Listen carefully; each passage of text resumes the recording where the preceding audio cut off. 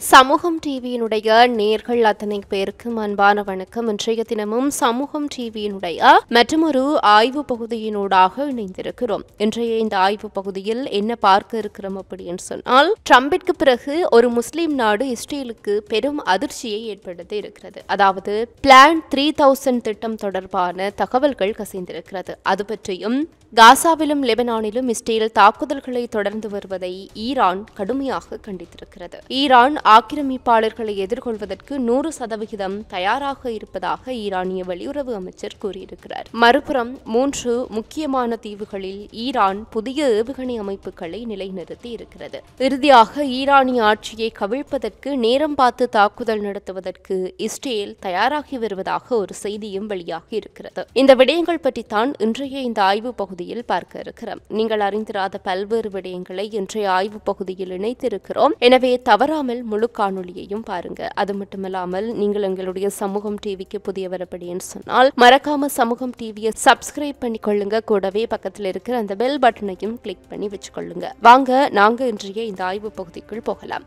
இஸ்ரேலிய பாதுகாப்பு படைகள் காசா பகுதியை தொடர்ந்து தாக்கி வருகின்றன. காசாவின் பல்வேறு பகுதிகளில் இஸ்ரேலிய குண்டுவீச்சு தாக்குதலில் குறைந்தது 21 பேர் இறந்திருக்கிறார்கள். நேற்றிரவு தெற்கு காசாவில் உள்ள மிகப்பெரிய மருத்துவமனையையும் IDF படைகள் தாக்கியிருக்கிறது. இதன் காரணமாக ஒருவர் உயிரிழந்திருப்பதோடு பலர் காயமடைந்தும் இருக்கிறார்கள். இந்த சமீபத்திய தாக்குதல்களுக்கு பிறகு காசா போர் மீண்டும் ஒரு பயங்கரமான வடிவத்தை எட்டியிருக்கிறது. தற்போது இஸ்ரேலை ஆதரிக்கின்ற அமெரிக்க நிபந்தனைகளை ஹமாஸ் அமைப்பு ஏற்க தயாராக இல்லாததாலும் இஸ்ரேலும் அமெரிக்காவும் எகிப்தின் திட்டத்தை ஏற்க தயாராக இல்லாததாலும் இந்த போரானது நின்றபாடாக தெரியவில்லை. இதற்கிடையில் இஸ்ரேலை ஒட்டியிருக்கின்ற முஸ்லிம் நாடான ஜோர்டான் காசா மீது குண்டுவீச்சு நடத்துவதை நிறுத்துமாறு வேண்டுகோள் விடுத்து இஸ்ரேலுக்கு ஒரு புதிய திட்டத்தை முன்வைத்துள்ளது. மிடில் ஈஸ்டை அறிக்கையின்படி காசாவில் நடந்து வருகின்ற போரை முடிவுக்கு கொண்டு வரும் முயற்சியாக காசா பகுதியில் இருந்து ஹமாஸ் மற்றும் அதன் ராணுவ பிரிவின் 3000 உறுப்பினர்கள் மற்றும் போராளிகளை வெளியேற்றி நாடு கடத்துகின்ற திட்டத்தை ஜோர்டான் முன்மொழிந்திருக்கிறது. அமெரிக்க ஜனாதிபதி டொனால்டு டிரம்பும் இதேபோன்ற திட்டத்தை முன்வைத்திருக்கிறார். இது பல அரபு நாடுகளால் நிராகரிக்கப்பட்டது. இந்த திட்டத்தை நன்கு அறிந்த அமெரிக்க பாலஸ்தீன வட்டாரங்களின்படி நாடு கடத்தப்படுபவர்களில் ராணுவ மற்றும் சிவில் தலைவர்கள் மற்றும் ஹமாஸ் உறுப்பினர்கள் இருவரும் அடங்குவார்கள். ஜோர்டானிய முன்மொழிவு ஒரு குறிப்பிட்ட காலக்கெடுவிற்குள் ஹமாஸ் மற்றும் காசாவில் உள்ள பிற எதிர்ப்பு பிரிவுகளை நிராயுதபாணியாக்க வேண்டும் என்று கோருகிறது. இது போரினால் பாதிக்கப்பட்ட காசா பகுதியில் ஹமாஸின் ஆட்சியை முடிவுக்கு கொண்டு வந்து பாலஸ்தீன அதிகார சபை கட்டுப்பாட்டை ஏற்க அனுமதிக்கும். கடந்த வாரம் மார்ச் 18ஆம் தேதி அதிகாலையில் ஹமாஸுடன் செய்து கொள்ளப்பட்ட போர் நிறுத்த ஒப்பந்தத்தை மீறி ரமலான் மாதத்தில் இஸ்ரேல் மீண்டும் குண்டுவீச்சு தாக்குதலை தொடங்கிய நேரத்தில் ஜோர்டான் இந்த முன்மொழிவை வைத்திருக்கிறது. இதேவேளை காசாவில் இஸ்ரேல் தொடர்ந்து நடத்தி வருகின்ற இனப்படுகொலையையும் லெபனான் மீது அதன் தொடர்ச்சியான ஆக்கிரமிப்பையும் ஈரான் வெளியுறவு அமைச்சர் கடுமையாக கண்டித்திருக்கிறார். ஈரான் வெளியுறவு அமைச்சரான அப்பாஸ் அராக்சி இஸ்ரேலிய ஆட்சியின் மீறல்கள் அமெரிக்காவின் ஆதரவுடன் மேற்கொள்ளப்படுகின்றன என்று சுட்டிக்காட்டியிருக்கிறார். இஸ்ரேலின் குற்றங்கள் மற்றும் ஆக்கிரமிப்பு செயல்களை தடுத்து நிறுத்தவும் முழு பிராந்தியத்திலும் பாதுகாப்பு இன்மை ஏற்படுத்துவதை தடுக்கவும் சர்வதேச சமூகம் குறிப்பாக பிராந்திய மற்றும் இஸ்லாமிய நாடுகள் உடனடி நடவடிக்கை எடுக்க வேண்டும் என்றும் அவர் அழைப்பு விடுத்திருக்கிறார். அமெரிக்காவால் தூண்டப்படுகின்ற தேச துரோகங்கள் குறித்து அண்டை மற்றும் நட்பு நாடுகள் கவனமாக இருக்க வேண்டும் என்றும் அவர் வலியுறுத்தி இருக்கிறார். ஈரானிய எண்ணெய் தொழிலுக்கு எதிரான சட்டவிரோத அமெரிக்க தடைகளை பற்றி குறிப்பிடுகையில் ஈரானுக்கு அழுத்தம் கொடுக்க அமெரிக்க அதிகாரிகள் கூறுகின்ற கூற்றுக்கள் மற்றும் குற்றச்சாட்டுகளுக்கு எந்த அடிப்படையோ அல்லது நம்பகத்தன்மையோ இல்லை என்றும் அவர் குறிப்பிட்டிருக்கிறார். இதேவேளை ஈரான் ஆக்கிரமிப்பாளர்களை எதிர்கொள்வதற்கு 100% தயாராக இருக்கிறது என்று ஈரானிய வெளியுறவு அமைச்சர் அப்பாஸ் அராக்சி தெரிவித்திருக்கிறார். மேலும் நாட்டை ஆக்கிரமிக்க யாரும் நினைக்க மாட்டார்கள் என்று தான் உறுதியாக நம்புவதாகவும் அவர் தெரிவித்திருக்கிறார். நாட்டின் தயார் நிலை மிகவும் அதிகமாக இருக்கிறது. 100% இந்த நாட்டை யாரும் ஆக்கிரமிக்க மாட்டார்கள் என்று நான் உறுதியாக நம்புகிறேன். ஏனென்றால் அதன் விளைவுகளை அவர்கள் நன்கு அறிந்திருக்கிறார்கள். மேலும் ஆயுதப்படைகள், துணை மருத்துவர்கள் மற்றும் மருத்துவ படைகள், நமது அரசாங்கம் மற்றும் நமது மக்களின் திறன்கள் அனைத்தும் தயாராக இருக்கின்றன என்பதை அவர்கள் அறிவார்கள் என்றும் கூறியிருக்கிறார். அதிகபட்ச தடைகள் மற்றும் அச்சுறுத்தல்களின் அழுத்தத்தின் கீழ் இஸ்லாமிய குடியரசு நிச்சயமாக அமெரிக்காவுடன் நேரடி பேச்சுவார்த்தைகளில் ஈடுபடாது என்று குறிப்பிட்டிருக்கின்ற அராக்சி, ஒவ்வொரு நாளும் முன்வைக்கப்படுகின்ற கொள்கைகள் மற்றும் குற்றச்சாட்டுகளுடன் நாங்கள் எந்த நேரடி பேச்சுவார்த்தையிலும் ஈடுபட மாட்டோம். இருப்பினும் மறைமுக பேச்சுவார்த்தைகளுக்கான கதவு திறந்தே இருக்கிறது என்றும் அவர் குறிப்பிட்டிருக்கிறார்.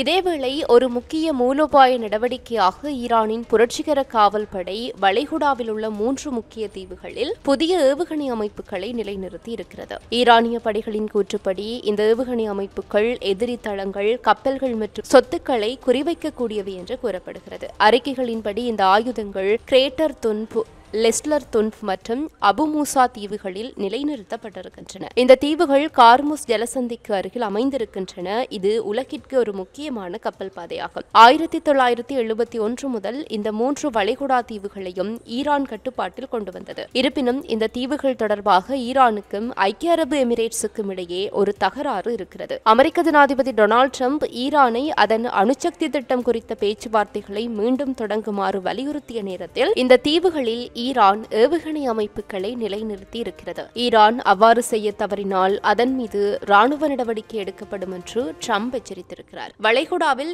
ஈரானின் ஏவுகணை அமைப்பை நிலைநிறுத்துவதோடு மட்டுமல்லாமல் அமெரிக்காவும் அந்த பகுதியில் தன்னுடைய ராணுவ இருப்பையும் அதிகரித்திருக்கிறது. ஈரானின் படைகளை நிறுத்துவது இந்த பிராந்தியத்திலும் அமெரிக்காவுடனான பதற்றங்களை அதிகரிக்கக்கூடும். ஈரான் தன்னுடைய புதிய ஏவுகணை அமைப்பு 600 கிலோமீட்டர் வரை இருக்கின்ற எந்த இலக்கையும் முற்றிலுமாக அழிக்க முடியும் என்று கூறுகிறது. இது ஈரானினுடைய ராணுவ திறனை கணிசமாக மேம்படுத்தி இருக்கிறது. மேலும் பிராந்தியத்தில் எந்த ஒரு சாத்தியமான அச்சுறுத்தலுக்கும் பதிலளிக்க அதை சிறப்பாக தயார்படுத்தியும் இருக்கிறது.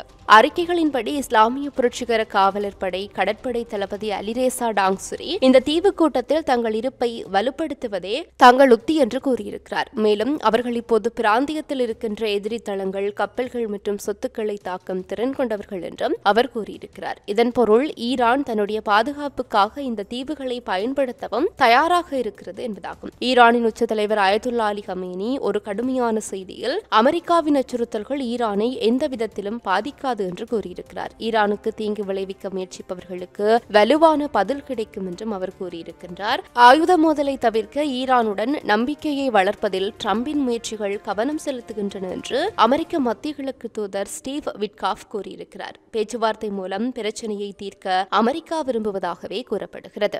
இறுதியாக ஈரானிய அரசாங்கத்தின் நெருங்கிய அதிகாரி ஒருவர் கடந்த வாரம் நாடு துப்பாக்கி குண்டு குவியலில் அமர்ந்திருக்கிறது என்றும் அது பொருளாதார அழுத்தத்தால் தீப்பிடிக்கக்கூடும் என்றும் கூறியிருக்கிறார். தலைநகர் தெஹ்ரானில் பணவீக்கம் தற்போது 60% அதிகமாக அதிகரித்திருக்கிறது. மேலும் ஈரானின் நாணயமும் பாரிய அளவிலான வீழ்ச்சியை சந்தித்திருக்கிறது. 2018 ஆண்டு அமெரிக்கா பொருளாதார தடைகளை விதித்ததிலிருந்து ஈரானின் நாணயம் டாலருக்கு எதிரான அதன் மதிப்பில் 90% அதிகமாக இழந்திருக்கிறது. நாட்டில் பணவீக்கத்தை 40% அரசாங்கம் அதிகாரப்பூர்வமாக நிர்ணயித்திருந்தாலும் உண்மையான பணவீக்க நிலைமை இதைவிட மிக அதிகமாக இருப்பதாக நிபுணர்கள் நம்புகிறார்கள். அதாவது கிட்டத்தட்ட பணவீக்க விகிதம் 50% தாண்டியிருக்கிறது. உள்நாட்டு பிரச்சனைகளில் இருந்து கவனத்தை திசை திருப்ப அரசாங்கம் வெளிநாடுகளில் தலையிடுகிறது. இருப்பினும் கடந்த ஆண்டு ஈரானிய அரசாங்கம் வெளிநாட்டு முனைகளிலும் பெரும் பின்னடைவுகளை சந்தித்திருக்கிறது. லெபனானில் ஈரான் ஆதரவு அமைப்பான ஹிஸ்புல்லாவின் உயர்மட்ட தலைமையை இஸ்ரேல் நீக்கியது. அதே நேரம் சிரியாவில் பசர் அல் அசாத்தின் அரசாங்கமும் வீழ்ந்தது. அக்டோபர் 26 அன்று இஸ்ரேலிய தாக்குதலில் 20க்கும் மேற்பட்ட ஈரானிய ராணுவ தளங்கள் அளிக்கப்பட்டன. அதே நேரம் இஸ்ரேலிய தாக்குதலால் நாட்டின் வான் பாதுகாப்பு அமைப்பு அளிக்கப்பட்டதாக ஈரானும் ஒப்புக்கொண்டிருக்கிறது. இதற்கிடையில் ஈரானின் அணுசக்தி மையங்களை தாக்க இஸ்ரேலுக்கு அமெரிக்கா தற்போது அனுமதி வழங்கியிருக்கிறது. இதையடுத்து சிரியாவில் அசாத்தின் அரசாங்கம் வீழ்ந்தது போலவே ஈரானிலும் இஸ்லாமிய அரசாங்கத்தின் சரிவு சாத்தியமாகுமா என்பது குறித்து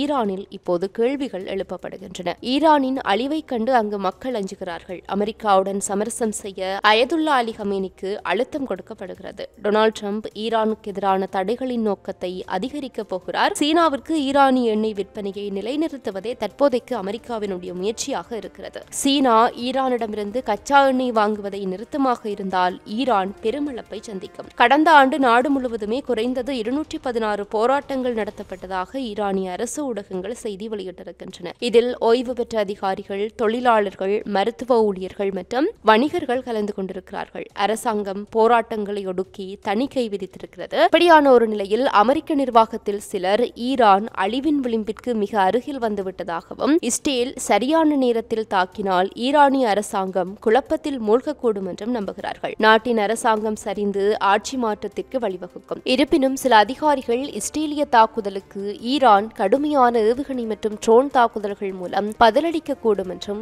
இது பிராந்தியத்தை ஒரு பெரிய போருக்கு தள்ளக்கூடும் என்றும் நம்புகிறார்கள். இத்துடன் சமூகம் டிவியினுடைய இன்றைய இந்த ஆய்வு பகுதி நிறைவு பெறுகிறது. மற்றும் ஒரு ஆய்வு பகுதியினூடாக சந்திக்கலாம். தொடர்ந்தும் சமூகத்தோடு இணைந்திருங்கள். இது போல மேலும் பல வீடியோக்களை பெற சமூகம் டிவி நியூஸ் சேனலை சப்ஸ்கிரைப் பண்ணிக்கோங்க. கூடவே பக்கத்தில் இருக்க பெல் ஐகானையும் கிளிக் பண்ணிக்கோங்க.